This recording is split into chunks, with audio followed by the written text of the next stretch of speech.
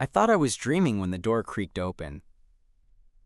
You know that weird place between sleep and waking, where sounds feel distant and your body won't move even though you're sure you should be awake? That's where I was, until a silhouette stepped into my room and softly said my name. Eli? My eyes fluttered open. For a second, I was still convinced I was imagining things. The lake house was quiet, too quiet for anyone to be awake. But then I heard it again, clearer this time, and my whole body went tense. Eli, the voice said again, softer now. I turned toward the doorway, blinking hard. There, standing in the faint light spilling in from the hallway, was Mr. Whitaker, my best friend's dad. I sat up slowly. Mr. Whitaker? Sorry, he said quickly, one hand up like he was about to back out. Didn't mean to startle you. I checked the clock on the nightstand. 12:07 a.m. I was still adjusting to everything about this trip. Sam inviting me to their family's lake house for the long weekend, me accepting even though it felt way too intimate. I'd only met his dad once before this summer, and the guy left an impression. Not just because he was built like a CrossFit coach and had the whole graying at the temples thing going on. It was more the way he carried himself. Calm, steady, observant. He didn't talk much, but when he did, you listened. Is everything okay? I asked, my voice rough from sleep. Mr. Whitaker hesitated at the threshold. Yeah, I saw your light on earlier. Wanted to check in. Thought I heard you up. I hadn't been. But I didn't say that. Oh, no, just crashed early. He nodded slowly, then glanced down the hallway, like he was making sure no one else was awake. Then he stepped inside, just enough to close the door gently behind him. I won't stay long, he said, voice quieter now. Just, do you mind if I sit? I blinked. Sure. He moved to the armchair near the window. The room was small, one of the guest bedrooms on the second floor, but cozy, with wood-paneled walls and old fishing photos on the dresser. I sat up a little straighter, tugging the blanket higher on my chest. He didn't speak right away, just rested his forearms on his knees, fingers laced loosely, like he was thinking something over. I know this is probably weird, he said finally. I gave a small, awkward smile. A little, yeah. That made him chuckle under his breath. Fair. There was a pause. Then he said it. I used to watch you when you two were younger. I blinked again. What? Not like that, he added quickly, shaking his head. I just meant, I remember you. From years back. Sam would bring you over after school, and you always looked so unsure. Like you weren't sure if you were allowed to relax here. I didn't know what to say to that. I remembered those afternoons, me trailing behind Sam, sitting quietly on their couch, barely talking to anyone. Mr. Whitaker always seemed distant, polite, but not particularly warm. I guess I didn't know if I belonged, I said finally. He looked at me then, and his expression changed. Softer, sadder. You did, he said. You do. The room felt suddenly warmer, or maybe that was just the heat rising up my neck. I wasn't used to this version of him. Open, vulnerable, sitting in my room at midnight and saying things that didn't quite fit the man I thought I knew. I'm glad Sam invited you, he said after a moment. I've been seeing the way you've grown. You carry yourself differently now, more sure of yourself. I didn't know whether to be flattered or confused. Maybe both. This didn't feel like casual small talk. Not at this hour. Not in this tone. I'm trying, I said, because it was the only honest thing that came to mind. Mr. Whitaker nodded again, then he stood. Anyway, he said, clearing his throat. Just wanted to say that. Figured it was long overdue. He moved to the door but paused with his hand on the knob. Then he looked back over his shoulder and said, You ever feel like someone sees you better in the dark than they do in the daylight? I froze. He held my gaze for a second longer, then opened the door and slipped out before I could find any words. The hallway light flickered once, and I knew I wasn't dreaming. I didn't sleep the rest of that night. I laid there for what felt like hours, eyes locked on the ceiling, listening to the silence of the lake house settle around me. The clock kept ticking. Every creak in the woods sounded louder. Every shadow seemed to shift. What did he mean by that? You ever feel like someone sees you better in the dark than they do in the daylight?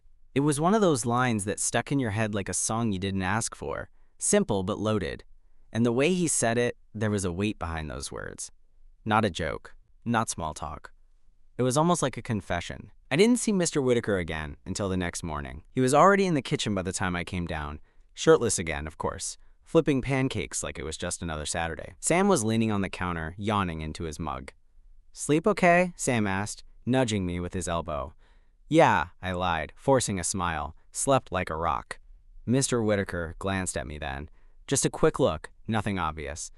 But it was the kind of look you feel, like when someone touches your lower back and no one else notices, but you do. "Morning, Eli," he said, voice easy. "Morning." I poured myself some coffee and tried not to look at the way his back muscles flexed every time he flipped a pancake. This was getting ridiculous. He was just being polite, right? Maybe he had trouble sleeping. Maybe he really had just wanted to say something kind and weirdly poetic in the middle of the night. And maybe I was overthinking everything. But then came the afternoon. Sam had plans to meet up with some girl he'd been texting, someone from a nearby town. "It's not serious," he said, pulling on a hoodie. "Just catching up. We've hooked up before. I'll be back for dinner." He said it so casually, like I wouldn't mind being ditched. "You good here?" he asked. "Yeah," I said. "All good." And just like that, he was out the door, gravel crunching under his boots, which left me alone. With his dad. I lingered in the living room for a while, pretending to scroll my phone while the TV played some old action movie in the background. But I could hear movement from the back of the house, Mr. Whitaker walking through the hallway, water running, doors opening and closing. The ordinary sounds of someone living in a space that didn't feel ordinary anymore. Eventually, he came into the room. He was dressed this time in a black t-shirt and loose jeans, barefoot. He looked like he'd just stepped out of a Levi's ad. "Sam gone?" he asked, voice casual. I nodded. "Yeah, said he'll be back later." He nodded slowly, then walked over to the couch and sat down on the opposite end. Not close, but not far enough to ignore either. The silence stretched. Then he said, "About last night." I turned to him, heart immediately picking up speed. "Yeah?" He rubbed his jaw for a second, then looked straight at me. "I shouldn't have come into your room like that," he said. "It was late. I'd had a couple drinks. I was feeling nostalgic." Nostalgic. That word sat in the air like smoke. I didn't know how to respond. "It's okay," I said finally. "You didn't do anything wrong." "I know," he said, "but I was thinking about you. About how much you've changed since you were a kid. You walk different now, talk different." He looked at me again. "You carry something in you, something I didn't see before." The room felt warmer. Not from the sun, just from him. From the way he was watching me now, more direct than last night. No shadows to hide in. No excuse of late hours. I swallowed. "What do you mean?" He leaned back, one arm draped casually over the back of the couch. "You ever feel like you noticed something too late?" I didn't answer. "Like," he continued, "someone's been in front of you for years, but you never really saw them until one day. You just do?" He wasn't looking at the TV. He wasn't looking at the wall. He was looking at me. My heart was hammering now, blood rushing in my ears. I felt suddenly aware of everything. My breath, my posture, the space between us. He shifted closer. Just slightly. Not enough to break a rule. Just enough to make me question whether he was about to. "I don't want to make you uncomfortable," he said, his voice low. "You're not," I said too quickly. His eyes narrowed slightly. Not in suspicion, but in something more like curiosity, or caution. Good, he said, because I haven't stopped thinking about that moment, standing in your doorway, wondering if I should say what I really wanted to say. I held my breath. What was it? I asked. He looked at me for a long second. Then he said, I wanted to tell you that I see you, Eli. Not just as Sam's friend, not as some kid who used to come over for dinner. I see you, and I think... He stopped himself. Outside, a bird chirped. The clock on the wall ticked once. Twice. I think we should talk about it. But not here. Not now. And just like that, he stood, ran a hand through his hair, and walked toward the back of the house, leaving me sitting there, heart racing, still trying to decide whether I was dreaming. But I wasn't. The rest of the day felt like walking around with a lit match in my pocket. I couldn't focus. Not on the lake view, not on the leftover pancakes in the fridge, not even on the stupid movie still playing in the background. Everything Mr. Whitaker said replayed in my head like a stuck record. I see you. Not just as Sam's friend. It wasn't the kind of thing people said lightly. And it definitely wasn't the kind of thing your best friend's dad was supposed to say to you in his cabin while his son was out with some girl. I ended up walking down to the dock, needing space, needing air. The lake was glassy, still. A couple dragonflies skimmed the surface. I sat on the edge, letting my feet dangle over the water, trying not to spiral. It didn't help. Every breeze felt like his breath on my neck. Every creak of the wood reminded me of that midnight moment, the way he stepped inside like he'd done it 100 times before, like he'd been meaning to. And now he wanted to talk about it, but not there, not then. I didn't know what he meant exactly, but I had a feeling. And that feeling made my chest tighten in a way I wasn't ready to name. It wasn't until just before sunset that I heard the screen door creak open behind me. I didn't turn right away. Just listened to the sound of his footsteps moving across the deck, then onto the dock, slow, measured, until he stopped a few feet behind me. Hey, his voice was low again, almost like the night before. I turned, shielding my eyes from the sun. Hey! He walked up beside me and crouched, one hand resting on the edge of the dock. We sat like that for a moment.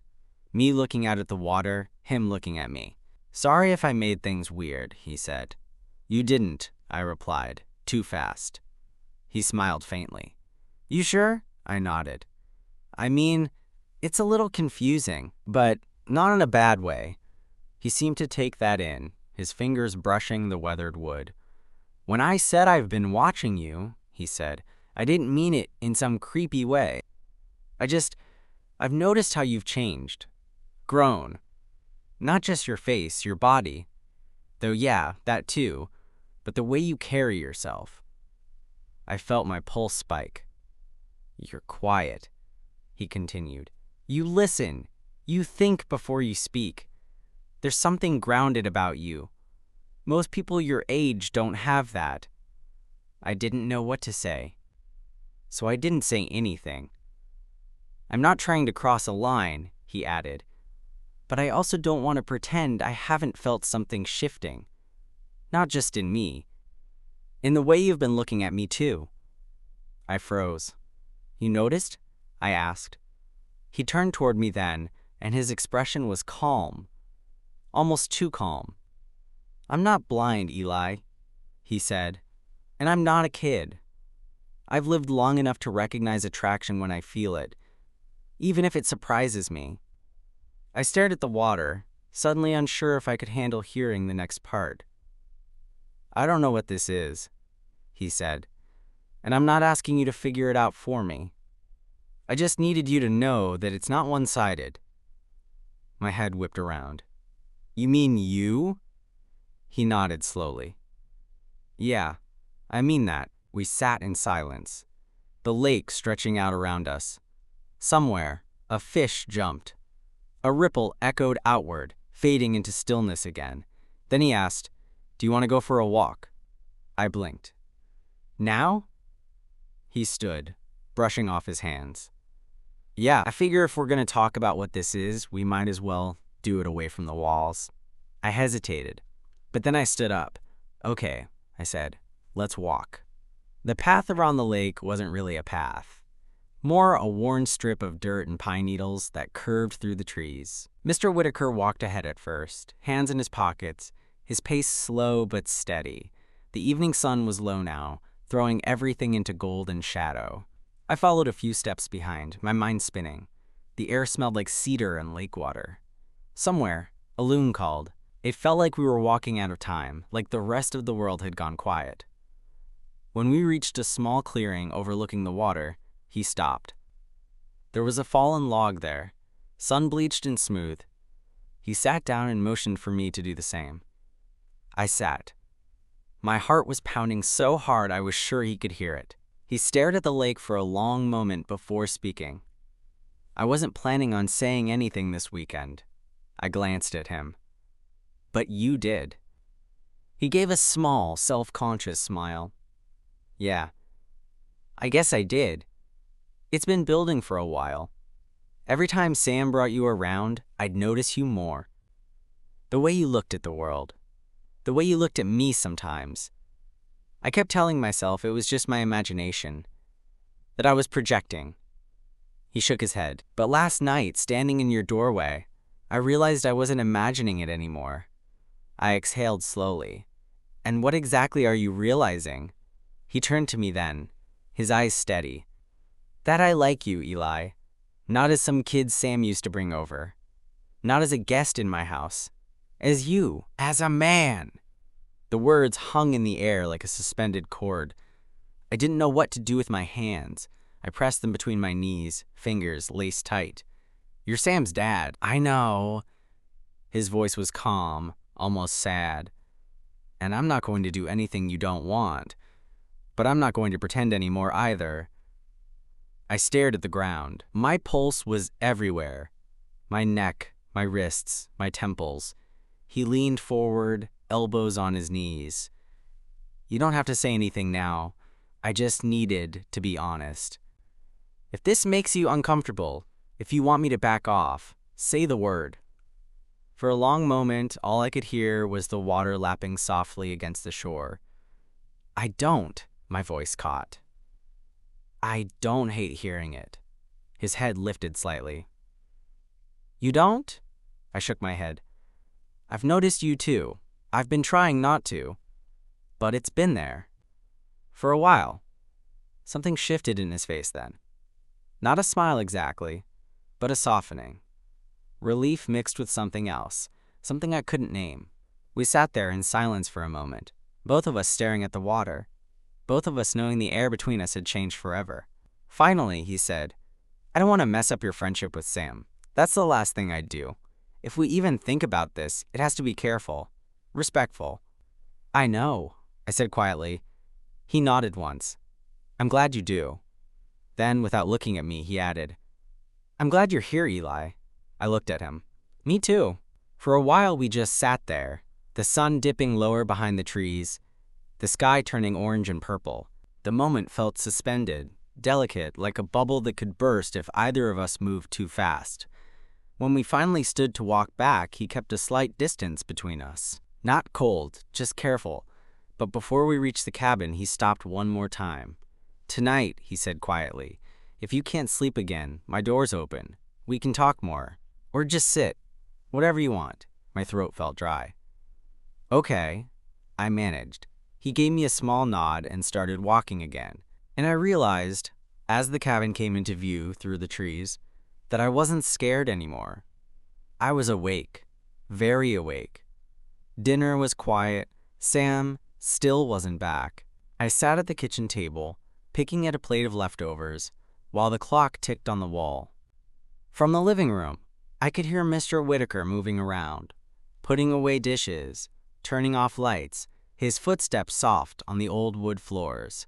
The house felt like it had shrunk since the walk, every wall closer, every sound sharper. The air smelled faintly of cedar and the faint salty scent of the lake drifting through the open window. By the time I finished eating, dusk had turned to night.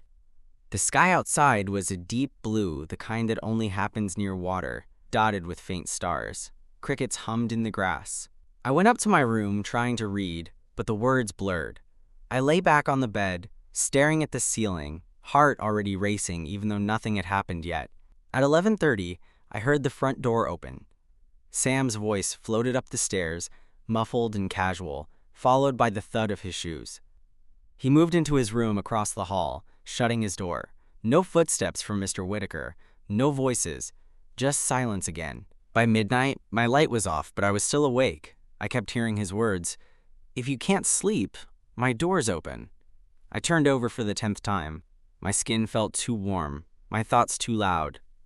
Finally, without really deciding to, I slipped out of bed, pulling on a t-shirt and quietly opening my door. The hallway was dim, lit only by the faint glow from a nightlight at the end. Sam's door was shut. Mr. Whitaker's was slightly open, just a sliver of darkness. I padded softly across the hall, heart hammering in my chest. I tapped once. "Mr. Whitaker?" No answer, but then the door moved a little, as if from a breeze, and I heard his voice, low, from inside. "Come in." I stepped in, closing the door gently behind me. The room was faintly lit by a small lamp on the dresser. He was sitting on the edge of the bed, wearing a plain white t-shirt and shorts. He looked up as I entered, eyes unreadable but softer than I'd ever seen them. "You couldn't sleep," he said quietly. Not a question. I shook my head. "No." He nodded at the chair near the window. "Sit if you want." I sat. My palms were damp. For a long moment, neither of us spoke. Just the faint sound of crickets outside, the old house creaking occasionally. "I didn't think you'd come," he said finally. "I wasn't sure I would," I admitted. "But I kept thinking about what you said." He leaned forward, elbows on his knees. "And?" I swallowed. "And I don't know what any of this means. But I know I wanted to be here." Something flickered across his face then. Relief? Maybe. He exhaled slowly. "I'm glad you're honest. I don't want you to feel pressured." "I don't," I said. "I just don't want to pretend anymore." He nodded slowly, looking at the floor, then back at me. "Neither do I." The silence stretched, heavy but not uncomfortable. Then he asked, very quietly, "Can I sit closer?" I hesitated, my heart beat loud in my ears. Then I nodded. He stood and crossed the small space between us, sitting on the edge of the chair's armrest, close enough for me to smell the faint scent of his soap, and the lake still clinging to his skin. He didn't touch me. He just sat there, his hands resting loosely on his knees. "I don't want to do anything wrong," he said softly. "I just want to be near you." I looked up at him, meeting his eyes. "You're not doing anything wrong." His jaw tightened slightly, like he was holding something back. "If Sam knew—" "I know," I said quickly. We sat there, both of us aware of the line we hadn't crossed yet but could feel pressing against us. Finally, he said, almost a whisper, "Tell me if this is too much." Then, very slowly, he reached out, not to grab me, not to pull me in, but to let his fingertips rest lightly against the back of my hand. The contact was barely there, but it felt like an electric current shot through me. I didn't pull away. His fingers barely touched mine, but it felt like everything in the room had shifted. My breath caught in my throat. It wasn't a grab or a pull, just a small, tentative contact. "You're shaking," he whispered. I swallowed. "So are you." His mouth curved, but it wasn't quite a smile. More like he was trying to steady himself. I told myself not to do this, that it was a line I couldn't cross, but then you walked in. I turned my hand over, palm up, until his fingertips rested against it. His hand was warm, calloused from work. It dwarfed mine but didn't close around it. He was still giving me space. "You're not forcing anything," I said quietly. "I'm here too." He exhaled, his shoulders easing just slightly. "I know, but still, you're Sam's friend. This isn't simple." "No," I said. "It's not." We stayed like that, two people sitting in a dimly lit room, hands barely touching, for what felt like forever. Neither of us moved. Neither of us seemed to know what to do next. Finally, he said, "I haven't felt this nervous in a long time." I almost laughed. "Me either." That broke something in the tension. He shifted slightly on the arm of the chair so he was facing me more directly. Tell me what you're thinking, Eli. I need to hear it from you. I stared at his hand, still resting against mine. I'm thinking I've been noticing you for a long time. I've been trying not to. I thought it was one-sided. I thought I was imagining it. You weren't, he said, and now I'm thinking. I hesitated. Now I'm thinking I don't know what happens next. He nodded once. That's fair. I don't either. We looked at each other then. Really looked. Like we'd both dropped the last masks. His eyes were dark in the low light, steady, but soft. He looked more human than I'd ever seen him.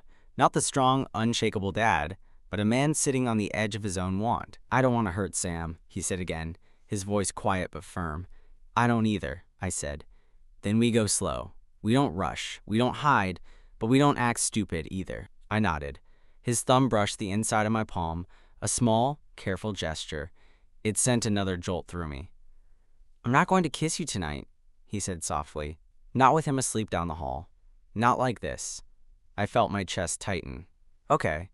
But, he continued, I need you to know that I want to. That I've wanted to for a while. That when I came into your room last night, that's what I was fighting not to do. That confession landed like a stone in my stomach. I didn't feel disgust. I didn't feel scared. I just felt awake. I wanted you to. I whispered before I could stop myself. His hand tightened on mine for just a second, then loosened. He closed his eyes, took a slow breath, and when he opened them again, there was something resolved there. Then we wait, he said. We wait until it's right. Until it's ours. I nodded again. Okay. He let go of my hand slowly, stood, and walked to the door. He turned back, leaning lightly against the frame. Get some sleep, Eli, he said. We'll figure this out in the daylight. I watched him disappear down the hallway, my pulse still racing, my hand still tingling where his had been. For the first time since last night, I felt both terrified and oddly calm, like something big had shifted, but not in a way that would crush me. I climbed back into bed, stared at the ceiling again, and realized I wasn't dreaming. Not last night, not tonight. This was real. And it was only the beginning. The sunlight hit my face like an alarm clock I couldn't ignore. I blinked, groaning, and sat up in bed. My heart was still racing. The events of the night rushing back all at once. Mr. Whitaker's words. His touch. The way he'd looked at me. The way he'd confessed. I tried to calm myself with reason. Sam was asleep down the hall. Nothing had happened. Nothing had crossed a line. Yet I couldn't shake the tension that still clung to me like a second skin. I got out of bed and went to the kitchen, hoping to find some normalcy in coffee or cereal. But the house was quiet. Too quiet. Then I heard it. The soft shuffle of bare feet on the wood floor. Morning, he said, leaning casually against the counter, wearing a t-shirt and sweatpants. Nothing unusual, except the way he was looking at me. Not like a friend or father figure, not like Sam's dad, but like himself, looking at me. Morning, I said, my voice tight. He poured himself some coffee, not breaking eye contact. Sleep okay? Yeah, I think so. I avoided the truth. He smiled faintly, like he understood more than I was saying. Good. We sipped our coffee in a silence that felt anything but empty. Every glance carried weight. Every breath seemed heavier. Finally, he leaned slightly toward me. About last night, I nodded. I've been thinking about it. You have? His voice was gentle, curious. Yeah, I don't hate it. Not the confession, not the everything. He gave a small exhale of relief, but there was still caution in his eyes. Good. I don't want to rush. I don't want you to feel trapped, but I need you to know, I meant what I said. I looked down at my mug. My fingers traced the edge, shaking slightly. I know, I feel the same. A silence fell again, but this time it was lighter, easier.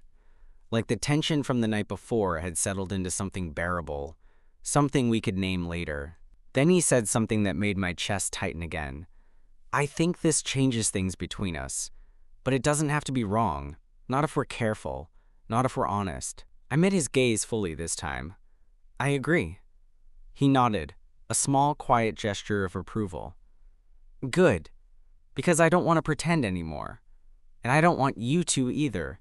The moment stretched. Just two people standing in the kitchen of a lake house, aware of what had shifted overnight but not yet ready to act on it. Finally, he smiled. A real one this time, soft, knowing, unguarded. Go see Sam, grab breakfast, enjoy the morning. We'll talk more later. I nodded. Okay. As I walked toward the stairs, I realized I wasn't scared anymore. I wasn't panicked. I was aware, awake, and strangely exhilarated. The memory of his hand against mine, the confession in the dark, and that one impossible look he'd given me. It all lingered, warm, and electric. And I knew one thing for certain. Nothing would ever feel normal again. By the time Sam had left for a mid-morning errand, the house was quiet again. I could hear the soft hum of the refrigerator and the occasional bird outside the window. My mind, however, was anything but quiet. I found Mr. Whitaker in the living room, sitting in his usual chair with a book in hand, though his gaze was distracted. I hesitated at the doorway. Hey, he said, looking up, that same calm, steady presence. Morning feels different now, doesn't it? I nodded, my voice catching slightly. Yeah, it does. He closed his book and leaned forward, elbows on his knees. About last night. I wanted to make sure you knew that none of this has to be complicated, unless we make it so. We can navigate this carefully. We can take it slow. I swallowed. I want that. I don't want to rush or do anything that could break things. His eyes softened. Neither do I. But I also don't want to pretend this connection isn't real. That's the part one can't do. I felt my heart pounding in my chest, the memory of his hand, the midnight confession, and that one impossible look overwhelming me. I know, I whispered. I feel it too. He stood, pacing a few steps. So, we respect boundaries. We wait, but we're honest. No hiding. No pretending that we don't notice what's there. I nodded. I can do that. He stopped and looked at me again. Really looked. I just want you to know you're not alone in this. Not with how you feel, and not with how I feel. For a long moment, we just stared at each other. Not father and friend. Not kid and dad. Just two people recognizing the same undeniable truth. Then he gave me a small, careful smile. Go grab some breakfast. Sam will be back soon. And later, we'll figure out the rest. I left the room with a strange mix of nervousness and exhilaration. Every step felt lighter, yet every glance back at him sent a jolt through me. When I sat down at the table, I realized I was smiling. Wide. A smile that hadn't been there yesterday or last night. A smile that carried both anticipation and certainty. Nothing had crossed the line. Yet everything had changed. And for the first time in a long time, I felt fully awake. I thought I was dreaming when he came into my room at midnight. But I wasn't. Not anymore.